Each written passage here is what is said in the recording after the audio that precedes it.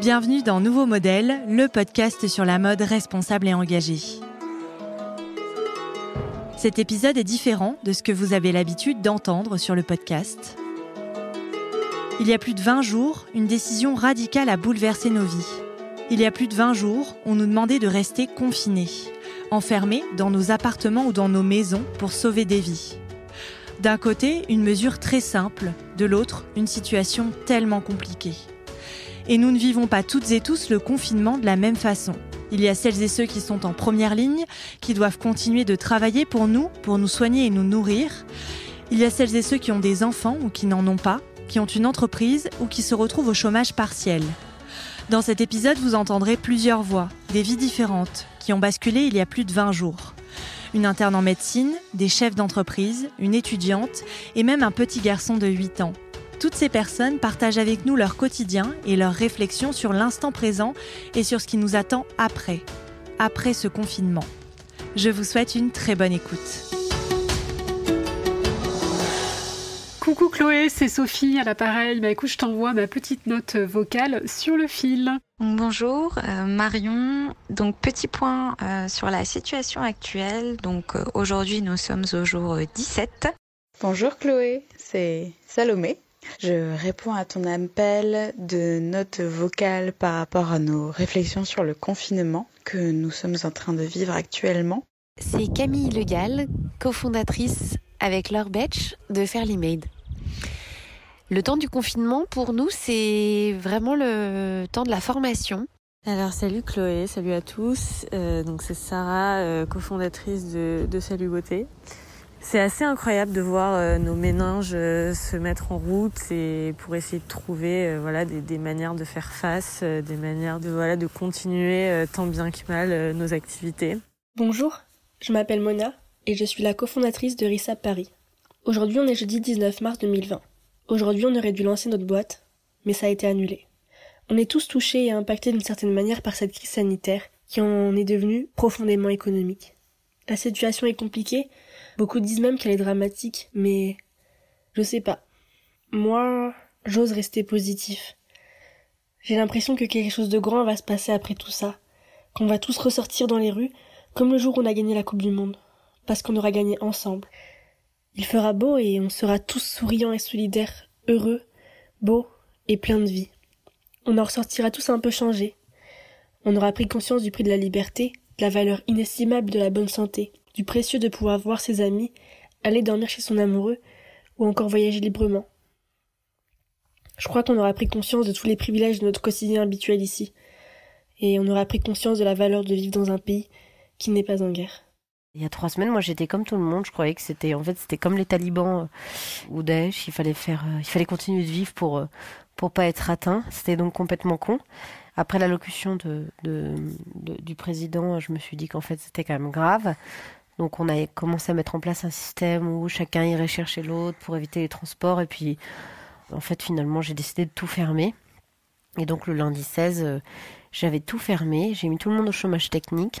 J'ai mis tout le monde. On est en cours de validation du chômage technique parce qu'il y a à mettre au chômage technique et puis il y a qu'il soit accepté au niveau administratif. Donc j'ai tout le monde qui est resté chez lui pendant 2 semaines. Et là, petit à petit, chacun va reprendre un peu son travail, mais de façon extrêmement prudente. Et on va essayer notamment de faire des masques en tissu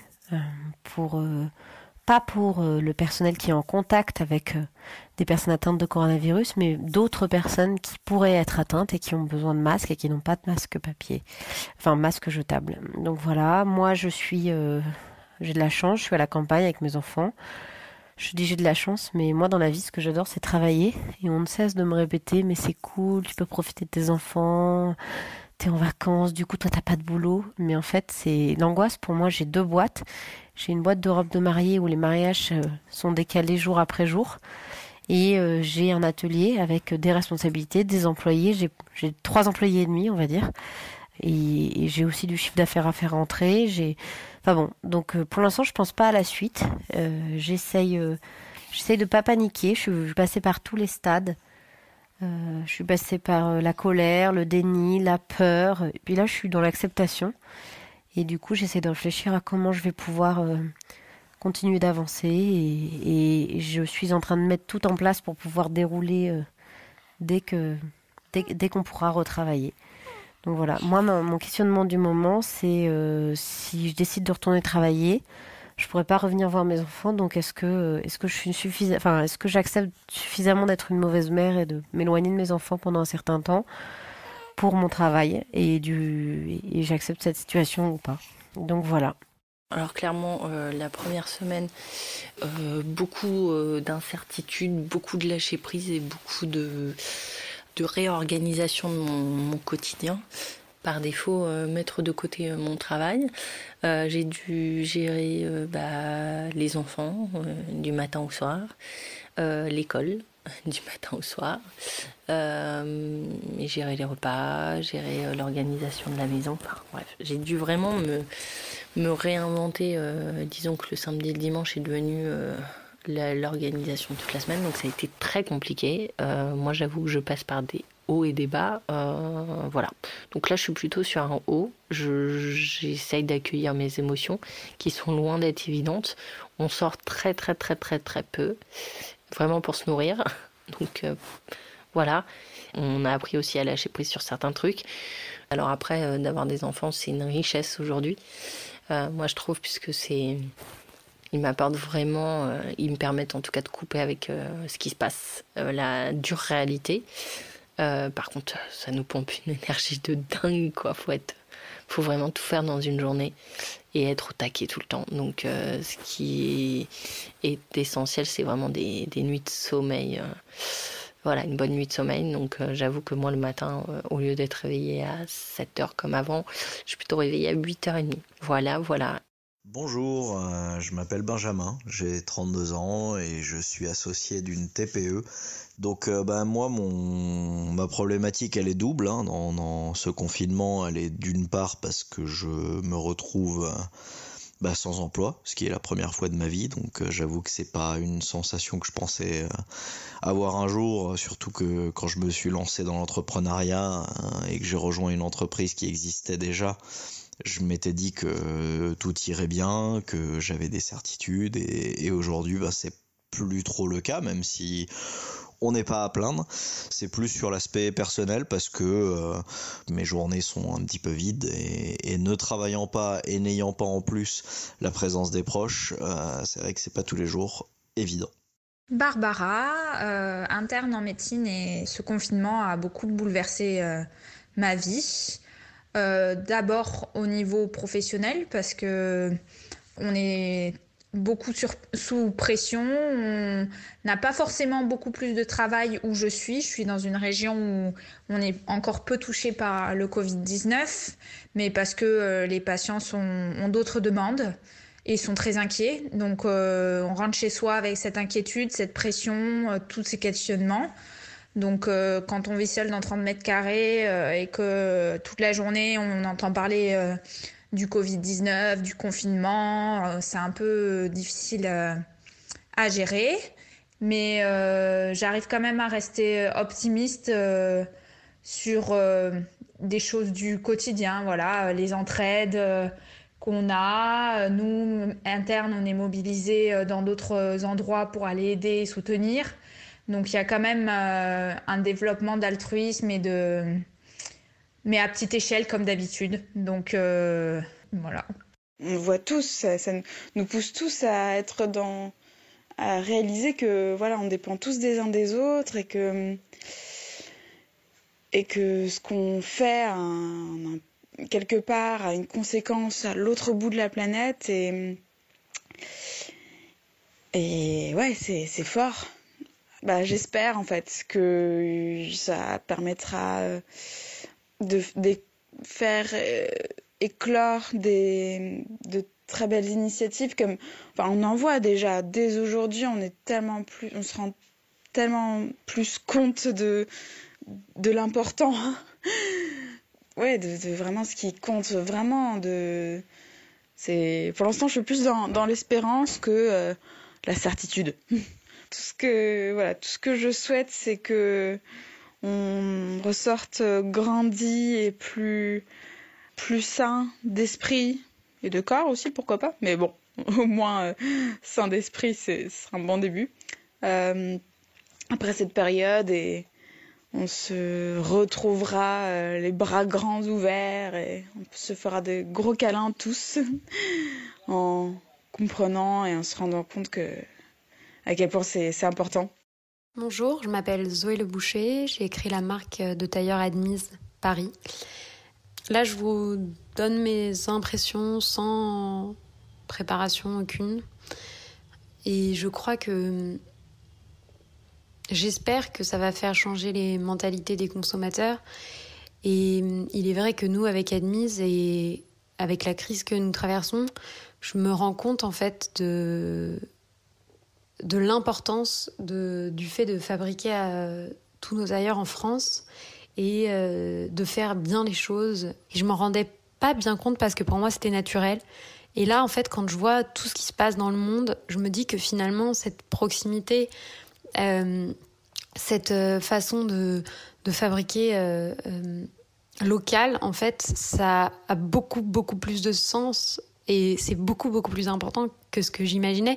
Et c'est vrai que là, finalement, le temps que j'ai, ça me permet de réfléchir à la marque, mais dans le sens où comment faire mieux. Et en fait, voilà, moi je me dis, est-ce que cette leçon, ça peut devenir, finalement, ces 3 mois peuvent devenir des nouvelles manières de consommer, ou au contraire, à peine terminé, on repart au Starbucks. Et voilà, je n'ai pas de réponse, mais en tout cas, c'est les réflexions que j'ai et les questionnements que j'ai. Après, oui, j'ai peur évidemment, parce que c'est angoissant de ne pas savoir ce qui se passera demain. Pour moi, je suis assez réaliste. Je pense que l'après, ça sera dans très longtemps, que ça sera jamais plus comme avant. Que ça nous change, ça nous force à nous renouveler. C'est une leçon de vie, une putain de leçon de vie. Et je suis très admirative de tous ces gens qui sont au front pour nous, en pleine ligne de mire, et qui, purée, ne baissent pas les bras, quoi. Et oui, un dernier mot, je suis fondamentalement encore plus ancrée dans mes valeurs, qui sont la famille et au travers de la bienveillance et l'accompagnement des autres, le fait de se tourner vers les autres, d'être dans le partage et tout. Donc voilà, solidarité, j'espère vraiment que les gens qui n'avaient pas ces valeurs vont enfin ouvrir les yeux, parce que pour moi, ça, c'est la richesse et l'avenir de demain.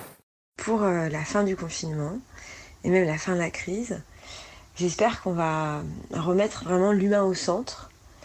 Et là, on voit que le matériel ne nous manque pas tant que ça, mais l'humain nous manque énormément. Et du coup, qu'on puisse garder ça en tête dans nos interactions et dans nos façons de faire du business, de faire notre travail, et de se poser la question de qu'est-ce qui est le plus important, est-ce que c'est le matériel ou est-ce que c'est l'humain ? En l'occurrence, je pense que c'est l'humain. Bonjour, je m'appelle Eva Cohen, j'ai 25 ans, je suis étudiante. Voilà, j'essaie d'occuper mon temps, j'apprends à faire de la cuisine, ce que je faisais pas du tout avant, et du coup je m'y suis mise. Voilà, pour le moment, ça fait plus de 2 semaines, on commence à s'y habituer à ce confinement, mine de rien, on essaye de s'occuper, c'est sûr qu'on aimerait sortir, mais je pense que là c'est important de rester bien confiné, et puis pour sortir au plus vite de tout ça. Après, l'après de ce confinement, on sait pas trop comment ça va se passer. Je suis à la fois et optimiste et pessimiste. J'ai l'impression que je sais pas s'il y aura vraiment un changement dans la mentalité des gens. J'espère qu'il y aura des prises de conscience, que ça soit des prises de conscience sur les gens qui travaillent, sur la planète, sur notre environnement, une manière de consommer différemment. Mais je sais pas trop, j'espère, mais j'en suis pas certaine. Salut, je suis Mathilde Ginde, cofondatrice de Salut Beauté, une marque de prêt-à-porter qui fait des ensembles hauts et bas assortis à partir de chutes de tissu. Ma première réflexion durant ce confinement, je l'avoue, elle est d'abord business. Je me suis tout simplement demandé si mon entreprise allait en sortir indemne, si on allait se relever après ça. Je me suis aussi demandé comment faire pour limiter la casse. Ma première intuition a été de me dire « Ok, on avance quand même, on est une jeune entreprise, on n'a pas de temps à perdre ». Puis je me suis vite rendu compte que les fabricants fermaient un à un, que notre chiffre d'affaires serait potentiellement pas au rendez-vous ce mois-ci et les mois à venir. Du coup, on s'est retrouvés très vite tiraillés entre diminuer un maximum nos dépenses et avancer le plus possible. Et avancer sans dépenser, c'est compliqué. Alors, on oscille entre les deux. C'est pas simple, faut être maligne, faut être pleine de ressources, quoi. Ensuite, plus globalement, je me suis demandé comment nous, êtres humains, on allait ressortir de ça, de cette situation qui est absolument inédite et à la fois terrifiante. Certains disent qu'il y aura un changement énorme. Par exemple, j'ai lu que notre société allait changer, qu'on ferait plus confiance aux politiciens, qu'on allait écouter essentiellement la science et les médecins, que la société serait drivée par l'empathie et non pas par l'argent, qu'on retournerait à l'essentiel, c'est-à-dire s'occuper de nos proches, de la planète, vivre dans l'instant présent. Alors, je ne sais pas s'il y aura un tel bouleversement, mais je suis d'accord avec le fait qu'il est totalement possible que les comportements écolos et solidaires qui existent déjà seront nettement amplifiés. Enfin, j'espère. Bonjour, je m'appelle Jenna, je suis la fondatrice de la marque de sacs vegan Jenna Street. Et je voulais partager ce que je pense de cette période particulière que l'on vit en ce moment, que je trouve intéressante pour 2 raisons. La première, c'est qu'elle nous force à ralentir complètement d'un point de vue business, c'est sûr, mais aussi dans nos vies respectives. On est remis face à nous-mêmes et je pense que c'est très intéressant dans un monde qui va très très vite d'habitude, cette remise en perspective des choses, se recentrer aussi sur ce qui est essentiel, sur les gens qu'on aime, la santé, le fait qu'on contrôle finalement pas grand-chose, que ce qu'on pense qui est acquis chaque jour, elle est en fait pas tant que ça, et que voilà. Alors je suis Séverine, je suis la cofondatrice d'une marque de mode, Tanta Antique, et je suis également maman de 2 garçons, âgés de 8 ans et 4 ans. Alors là, je suis avec mon fils Léo, qui a 8 ans, donc je vais lui poser la question. Alors, comment se passe le confinement, Léo ? Très bien. J'adore être avec mes parents, mon petit frère et mon chien. Et donc, on va très bien. Qu'est-ce que vous faites ? On joue. On joue au foot dehors dans notre jardin. Et l'école à la maison, ça se passe comment ? Très très bien. Qu'est-ce que tu imagines pour l'après-confinement, quand on va pouvoir ressortir ? J'imagine qu'il y aura moins de pollution. D'accord. C'est quelque chose qui te tient à cœur ? Oui. Et tu penses que la vie va reprendre normalement ? Oui. D'accord. Est-ce que tu as des peurs ou des angoisses ? Oui. Que mes grands-parents, vu qu'ils sont médecins, ils meurent un jour parce qu'ils vont... peut-être que si on les appelle à l'hôpital, peut-être qu'ils pourraient mourir à cause de la maladie. Donc, du coup, je suis un peu angoissée. D'accord. Mais pour l'instant, ils n'ont pas été appelés ? Non. Et est-ce qu'ils te manquent ? Oui, beaucoup. D'accord. Mais t'es content qu'on soit tous les 4 et qu'on profite ensemble, on fait des activités qu'on n'a pas l'habitude de faire ? Oui. Surtout qu'à l'école, je ne vois pas souvent mon petit frère vu qu'il est à la maternelle alors que moi je suis à la primaire. Donc je suis vraiment très content. Merci Léo, c'est gentil. D'ailleurs, une petite anecdote. Pour la première fois dans mon jardin, j'ai vu un écureuil. La forêt n'est pas loin, à environ 1 kilomètre, mais ils ne viennent jamais en ville en fait. Donc pour les animaux, ça doit être plus calme, moins bruyant et ils osent venir en ville. Après, comment a évolué nos ressentis ? Alors moi, j'ai une maman qui est médecin.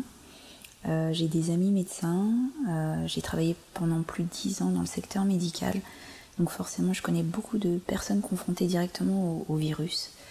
Ils me racontent ce qui se passe réellement, donc ça fait forcément un peu peur pour tout le personnel soignant, pour toutes les personnes qui ne sont pas confinées et qui doivent travailler et qui ne peuvent pas faire de télétravail. J'espère vraiment de tout cœur en fait que cette pause qui nous est imposée permettra une prise de conscience profonde, car j'ai aussi peur de l'effet inverse. Certaines personnes auront forcément une frustration d'avoir été confinées, et j'ai un petit peu peur de l'effet inverse, que ça provoque plus de voyages aux quatre coins du monde, plus de surconsommation. Mais je préfère croire et rêver que tout se passera bien, qu'il y aura beaucoup plus de solidarité, moins d'individualisme. J'ai aussi beaucoup d'espoir pour une prise de conscience pour le réchauffement climatique, parce que personne ne pourra nier en fait les effets bénéfiques qui se sont déroulés pendant cette période de confinement. Sinon, concernant mon entreprise, j'ai eu quelques angoisses. Je me suis posé la question, est-ce qu'il faut ou pas sortir la collection printemps-été ? Puis j'ai préféré en fait maintenir la sortie à la date prévue, parce que tout d'abord pour valoriser le travail de mon équipe. Donc on a un atelier de confection à Madagascar qui travaille depuis plusieurs mois sur cette collection.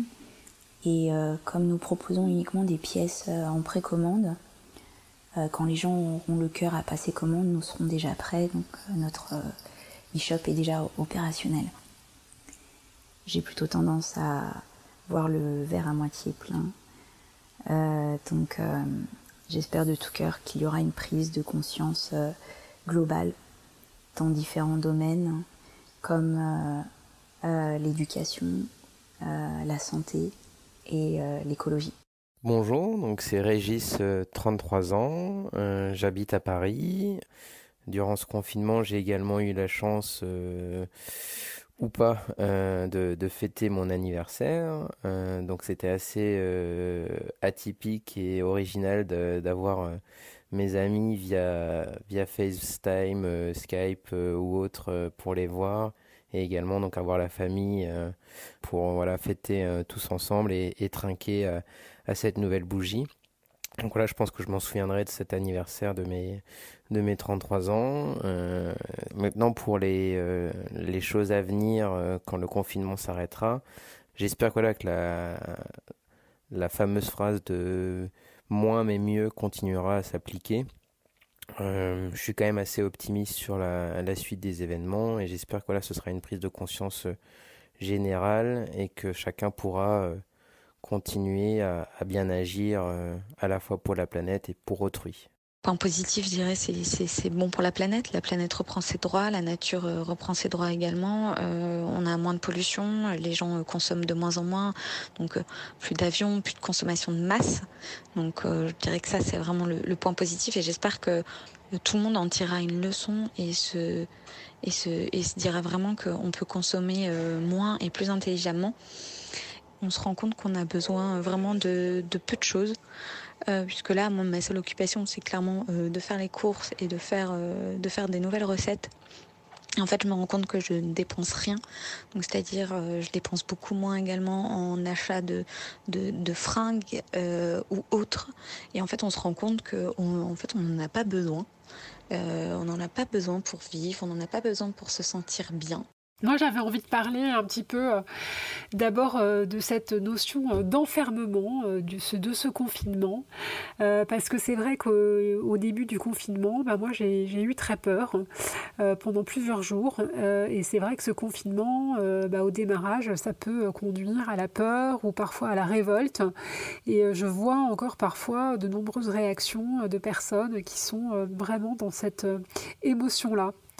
Mais en fait, je pense que si on examine bien l'enfermement qu'on nous impose, ce confinement, effectivement, ce confinement est subi et ce qu'il faut, c'est se demander en fait sur quoi on a du pouvoir. Et en fait, si on regarde les choses, on peut se dire que finalement, le pouvoir qu'on possède, c'est notre façon de vivre ce confinement et notre façon de l'appréhender.